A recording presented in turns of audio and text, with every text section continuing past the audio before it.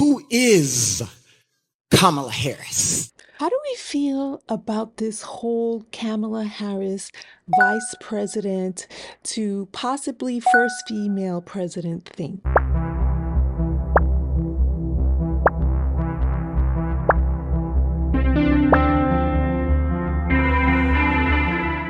June and July just can't stop giving news.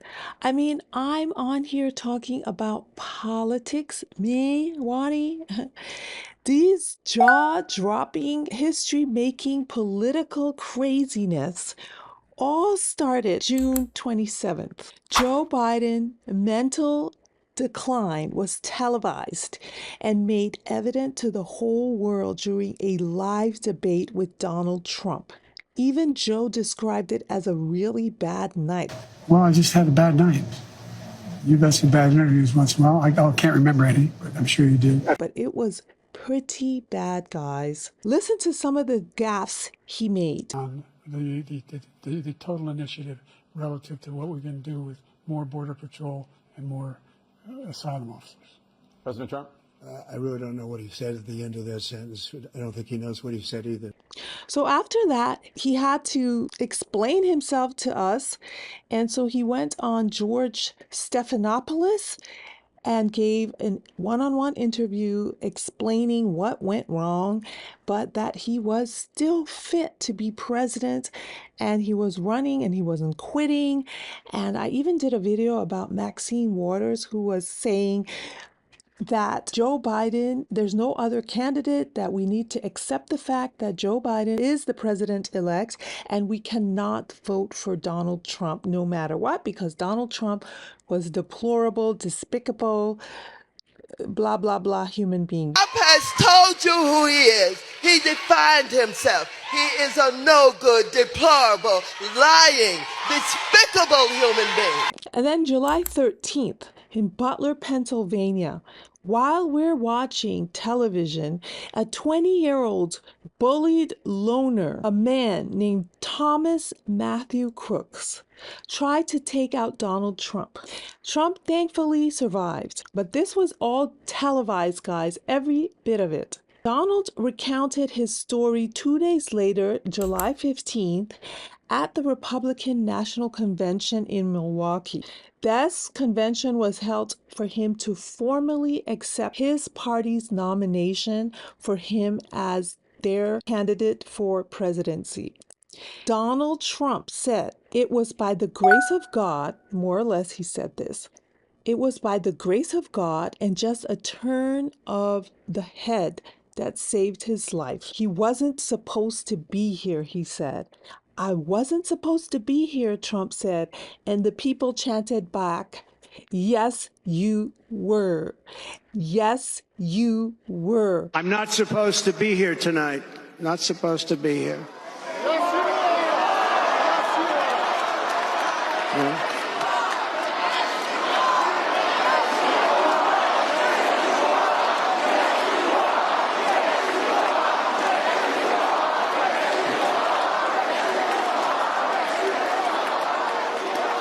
Thank you. But I'm not. It was even so dramatic that a whole bunch of people in the audience had created this like paper patch bandage that they put over his ear, because Trump attended this convention with his bandaged ear. The bullet unalived one person and the bullet pierced through Trump's ear. Trump also told us that his doctor said that the ear bleeds the most, so there was so much blood, so much blood.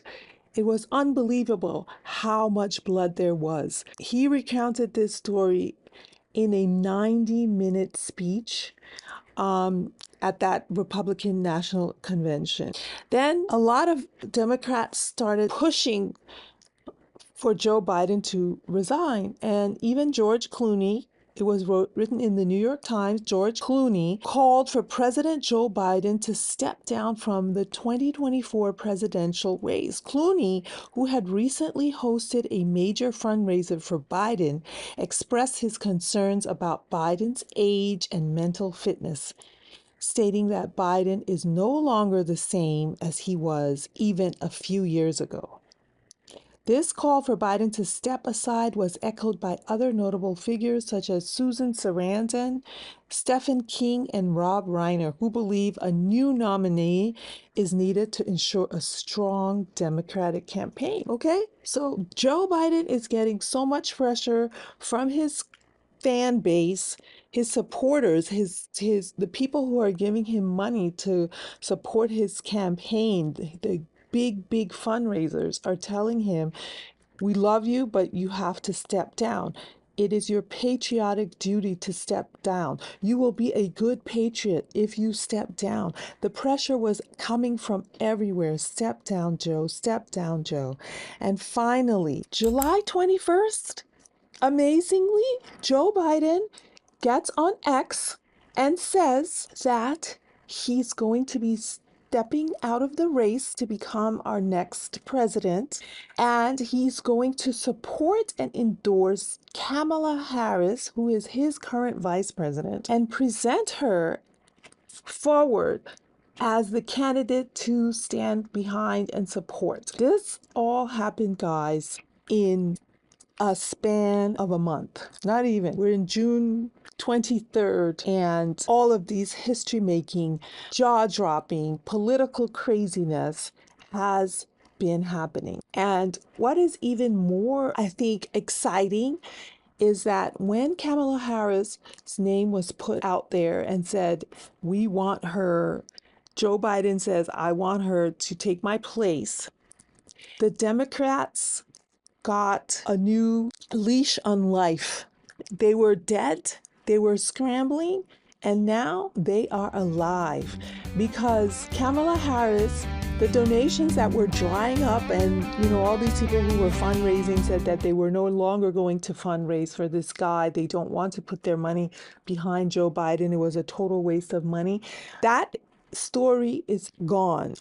They raised so much money for Kamala Harris, apparently $284 million in less than 24 hours for Kamala Harris. That's how excited the Democrats are about this possibility of Vice President Kamala Harris becoming president of the United States. So what do we know about Kamala Harris? What do we know about this woman? If you go to TikTok and you put in Kamala Harris, you're going to come out maybe a little bit confused, but definitely not liking her, especially if it was anything before July 21st, before Biden made this announcement. What you would find was a whole bunch of crap on Kamala. Anywhere from she is a drunk alcoholic, she's incompetent, she's never been elected, she's always been appointed, she's unpopular, she slept her way to the top. Kamala was dating Willie Brown, the mayor of San Francisco. Their relationship helped her gain political visibility and connections early in her career. Brown appointed Harris to two significant positions, the California Unemployment Insurance Appeals Board and the Medical Assistance Commission, which played a role in advancing her political career. Because her boyfriend helped her, that has put a stain on her career for some people. Some people don't like that. Some people don't like that she had a boyfriend and the boyfriend helped her. It's so confusing to me because isn't that how this whole world works? Northwest gets to go to the Met Gala just because of who she is. Blue Ivy, an aspiring singer, gets to do and perform on world stages just because of who she is. Ivanka Trump, when she graduated from Wharton, Anna Wintour called her and offered her a job at Vogue just because of who she is. This is how the world works. Why is it if it happens to Kamala Harris, it's a bad thing or it's a negative thing? That's just how the world works. People use your network. When they say use your network, leverage your network, what exactly do they mean by leveraging your network? if you're not going to leverage your network, or if you leverage your network and then you get accused of having of favoritism because you leveraged your network. That's what you're supposed to do, women. Leverage your network and don't let anybody make you feel bad about using your boyfriend to get a position. If your boyfriend can help you get a position, let him help you get a position. There's nothing wrong with that. Leverage your network. That's what people do all the time. The other problem that people have with Kamala Harris is, according to the Republicans, she is the czar of immigration. I believe it is a term they use to criticize her, and it's implying that she's been given a significant responsibility without adequate results, right? So this narrative of here's this woman who is undeserving of all the authority that she's held since the beginning of time. She got her position because of her boyfriend, Willie Brown. Now, somehow she made it to become Vice President of the United States, undeservingly. And now, again, she, as in her role as Vice President of the United States, she's given the role of handling immigration.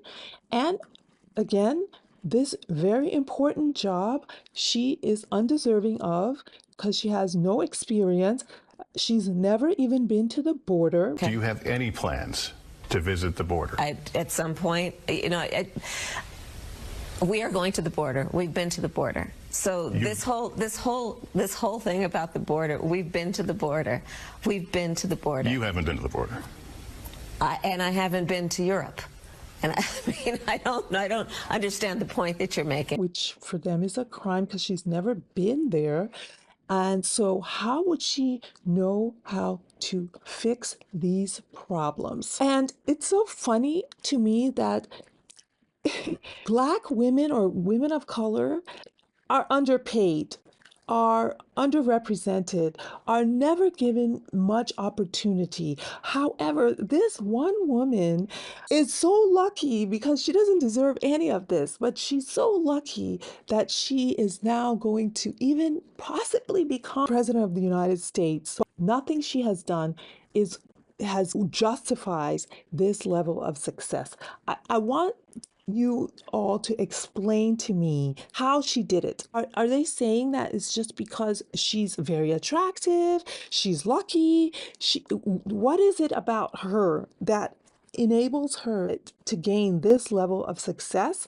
And is it repeatable, or it's just bestowed on Kamala Harris for no other reason than what? Because I'm not buying that. I'm not buying that somebody can have this level of success and be totally incompetent. It just doesn't make sense to me. Today I'm going to explain pretty privilege. These people make a living off of how pretty they are. And people want to do things for them just because of how pretty they are. You can get into the upper echelon of society just because of the way that they look.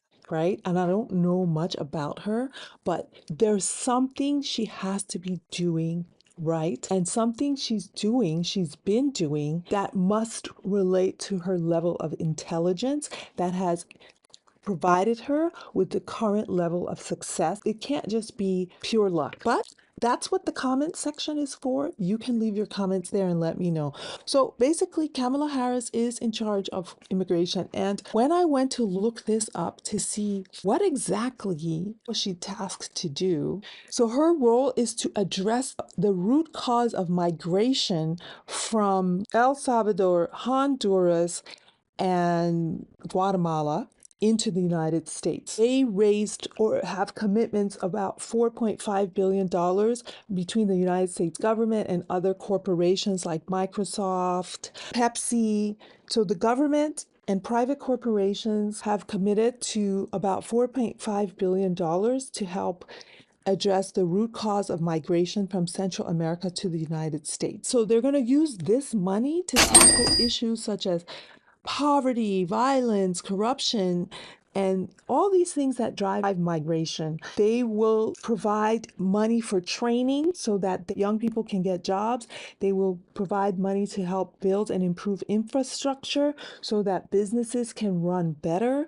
They will give digital access, so people can, I guess, get online and engage in the economy that way through the internet and not have to come to the United States. I'm from Liberia, and if you want to migrate here from Liberia to the United States, you obviously have to get on an airplane, get a visa. It's like very difficult to get here. So they don't have to deal with the issues over there. But let's say that this was the case. If Liberia received $4.5 billion, I mean, that would be amazing. Everybody in the country would probably be very, very wealthy. But even if they received anything near $1 billion, how are you going to get past the corrupt leaders? And who's going to do all this work? Just dealing with education alone, educating people. You have to get teachers. And I'm just looking at Liberia because I don't know about Latin America. But if I'm looking at a country like Liberia, you're going to have to get, just to try to educate people, you're going to have to get teachers. You're going to have to import teachers into Liberia. So we don't have enough qualified teachers. So we're going to have to get qualified teachers. And they come in, they get paid extremely well, more money than they would ever get paid in their own country, because they're going to live and take hardship positions, right? They spend a lot of the money on building where they're going to live, the security, the car, the driver, the housing, right? So, and the salary, and then what's left over to go to the actual programs is very little, and they make not that much of an impact. I'm just saying from my knowledge of what happens in Liberia. So, if you're applying this same principle to fix the immigration problem in America, I don't know if I'm convinced that that is sort of a surefire way of making sure people don't come in or cross the border. Because I know that in New York alone, there are over 100,000 migrants that crossed the border and came to New York, and that they are being housed. New York government has to pay for their housing, and it is a real problem. Trying to be diplomatic and getting to the root cause of the problem of immigration is a good idea. It's probably not a very effective idea for a very urgent problem. It doesn't handle the urgency of the situation. And I think this is what the Republicans are kind of frustrated with her about, because it's like when you're in therapy and you're getting to the roots of the problem, you're let's say you are beating your girlfriend, or you are, shouting or have anger management problem, and you're addressing the root of the problem, but the immediate problem is not being addressed, right? You go home and you lash out at your family because it obviously takes time to solve a problem. But the immediate fix for a problem for someone who's being aggressive towards someone is to remove them from that person. That's not happening. The